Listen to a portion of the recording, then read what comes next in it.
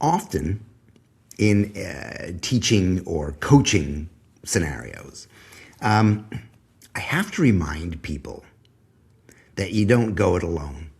It's too hard to go alone. You need help. We all need help. I get help. Every guru has a guru, right? I have had many people in my career help me, guide me, work alongside me, and I've even had a few champions. And that's what I want to talk about today.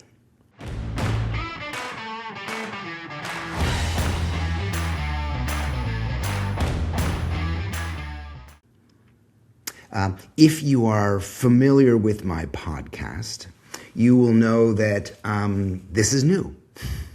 This is being recorded both as a podcast and as a video, because there are going to be some situations coming up that I need to share visuals.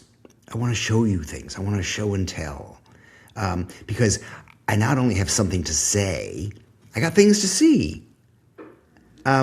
So what I'd like to do is occasionally it's going to be a video as well as a podcast. Okay, so we'll get used to it. We'll figure it out. You will champion this, or you will bitch and moan, and we will all learn together from it. Okay, let's do this. I'm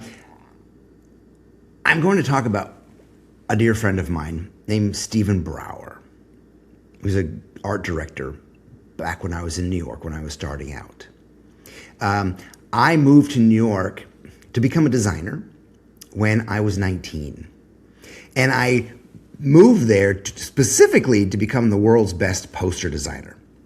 But that's a whole nother story. And I got to New York and I realized there were no jobs specifically for designing posters. So I took the next best thing where there was a lot of freelance work available and I was very familiar with, which was book jackets. And I was familiar with them because I was brought up in a library. And that's another story too for another time.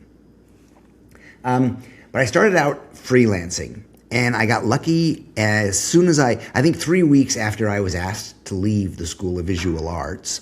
And that's another story.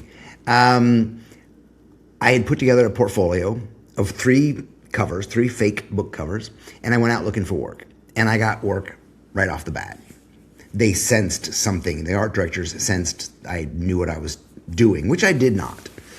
And I was successful for a while, until I got a little cocky and I started realizing I had my own sense of opinion, my own sense of color, my own sense of format and size. I had my own sense of humor and the macabre and my own sense of sexuality that I wanted to play out in my work. And I quickly learned that art directors were not interested in that. I started by going into libraries and bookstores and looking at them and going, oh, that's what they look like. And I started out making book covers that looked like book covers, which I quickly learned was not interesting to me. And I was getting paid good money to do that. So there was a little bit of a conflict. But I started putting my own opinion, my own thoughts, and my own humor into my work. And the art directors were not interested. And I quickly learned that in order to make good money as a designer in New York, at that time, possibly now, the best thing I could do was not have an opinion. Shut up, do the work, right? Go home and buy something. Groceries. And I also learned something else. I also learned that many, not all, but many art directors, creative directors were not what I went to New York for. I went there because it was the city of light, the city of vision, the place where, if you could make it there, you could make it anywhere. And I realized that a lot of the art directors were errand boys, right? You'd show them the work, you'd send the work to them or bring it, you generally dropped it off, and they would go and show it to the editors and then come back and say, well, the editors think, and I'm like, well, I don't give a fuck what what do you think? What's your job here? I can bring it in the other room there and get shot down or fight for it, whatever. And I realized I had to go find my art directors, the people I could work with. So I went to the bookstore, and this is pre-internet. This is pre a lot of things. And I went to the bookstore and I started looking at the subject matter that I wanted. I started looking at poetry books. I started looking at philosophy books. I started looking at the fringe element books. And a publisher came up consistently with a couple of things I was looking at. It was called Citadel Press, and they were in Secaucus, New Jersey. I got in touch with them, made an appointment with the art director. And on the day of my appointment, and this was when you had a black portfolio, you had a black box with two little latches, and you used to drop it off. You'd go to Macmillan or HarperCollins. It was Harper and Row then, or you'd go to St. Martin's Press or Simon and Schuster, and you would drop off your portfolio. And luckily, if you were lucky, you had two, so you could have them at different houses, and people would look through and go, "Oh yeah, I like this guy. Call him up." And so I had to go show my portfolio in Secaucus, New Jersey. And the appointment was in the morning. And I woke up and it was raining. And there's no train from Brooklyn, where I lived in Sunset Park, over to Secaucus, New Jersey.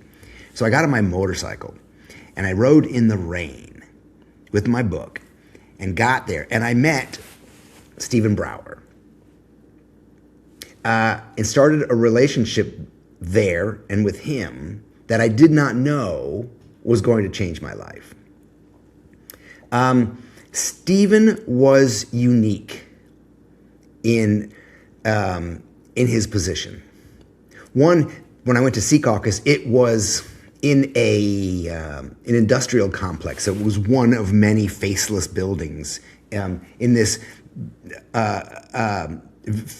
very dull commercial spot.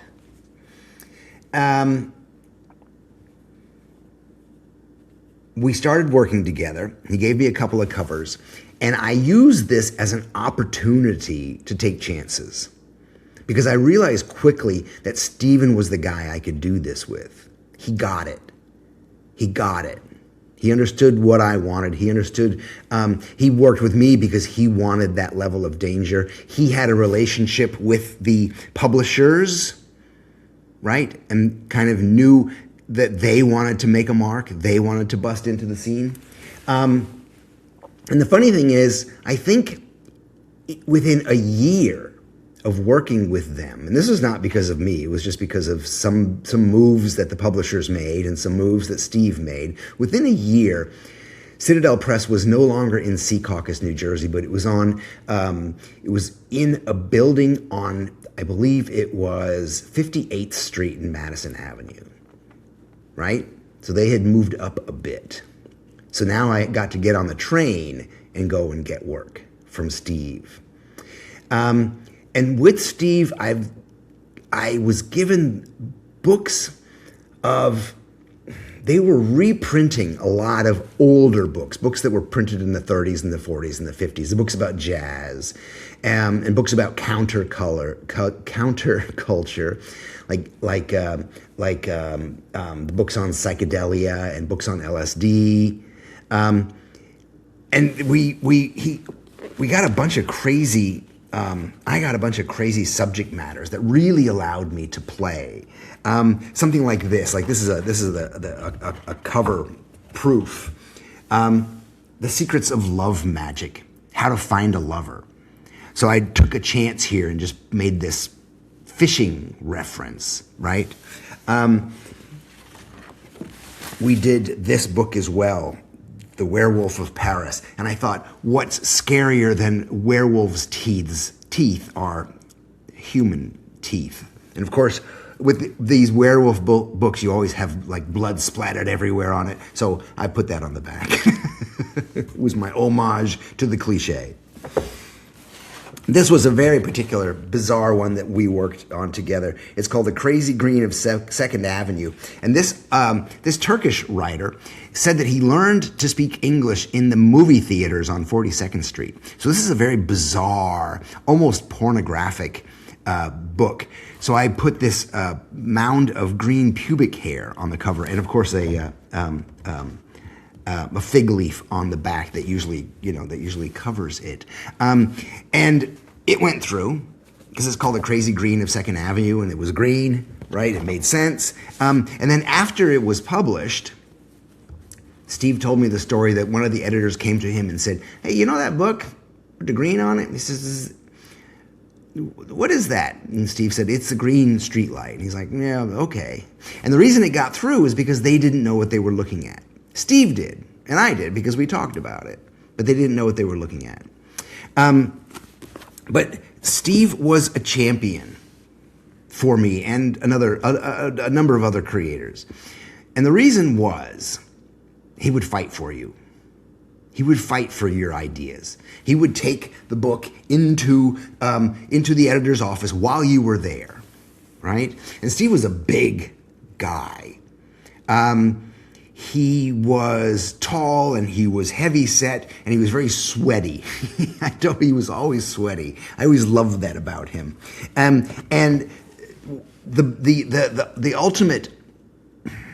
ultimate book that we worked on together, which changed a lot of work for me, was he gave me, he said, "Hey, I want you to redesign this book.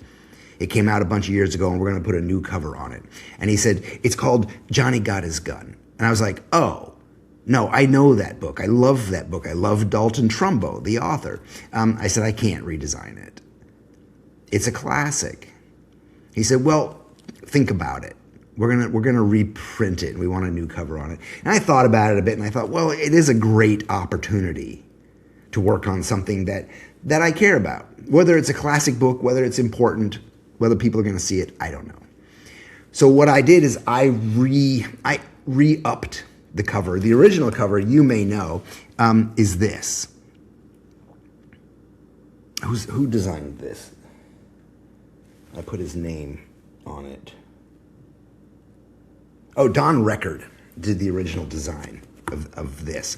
So I put a new cover on it, and I updated it because this was written in 1939, after the First World War, and it's a book about pacifism.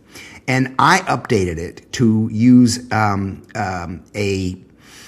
Marines getting off a helicopter on Hamburger Hill in Vietnam, and I also used it as an opportunity to try out something new with typography, where I'm using the wrongest type, not the right type. The right type is stencil. The right type makes it look like it's on a munitions box or military. And I used the wrongest type on this, which is actually this whole motif of drawing on a photograph and using that type. I reused when I did my first poster, which was the Dead Indian, Celebrate Columbus. So I brought this to Steve, and I brought it as a comp, three-dimensional.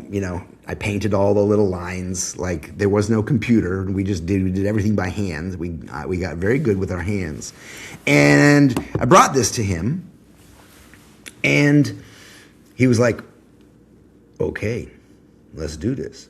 He said, "Wait here." He gets up and goes off down the hall, which I know where he's going, and he goes into the editor's office. And moments later, I hear a ruckus. I hear all kinds of yelling and bellowing, and then it gets really silent, and I hear a door slam. And Steve comes back, and he's red-faced and sweaty, but he's got a shit-eating grin on his face. And he says, "We're going to do it." So he got this cover approved for me, for the book, but for me. That was the kind of guy that Steve was. In my career, I'm lucky that I've had a couple of champions like him, a couple of people who helped me find my voice. He helped me, he ran block and set pick so I could have some elbow room, so I could figure out who I was as a designer, figure out where the taste level was between me and the audience, or me and the client, and how to kind of maneuver my way there. He allowed me the freedom to experiment. Not everything got through, and because not everything was great. Not everything was genius. It was a heady time for me to really just experiment and try a lot of things. But Stephen allowed all of that. He allowed me to become me. He allowed me to learn how to set boundaries for myself. What shit I would eat or not eat. I got very tired working for the other publishers because I was on the losing end of compromise all the time. And I thought, this is no way to live. I have an opinion. I want to be a great designer. And the way you become a great designer is you set boundaries for yourself. And then you have someone like Steve who respects those and helps push them further. I found out last week that Steve just died. He had cancer. I didn't know about it. Not a lot of people knew about it. But Steve just died. Steve was a great art director. He was a great designer. He was a champion for a lot of people, not only the creators, the designers, but a lot of the authors. He was a champion for a lot of musicians. Sorry.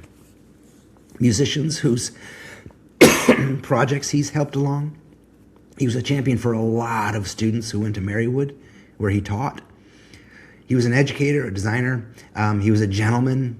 He was kind, and he was gentle, and he was a good man. And now that he's gone, we all need to step up. We all need to be that person for everybody else. We need to be the champion now for others, to help others make their way.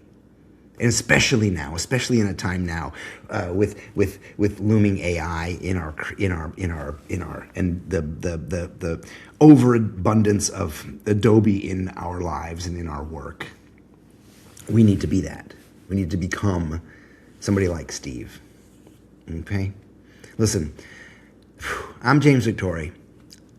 I love you, and I believe in you, even when you don't. Let's be kind to each other. Let's take care of ourselves. Let's take care of our bodies. Exercise, drink a lot of water, get some sleep. Take care of this. Exercise it. Read. Guys, I love you. I'll talk to you later. Bye-bye.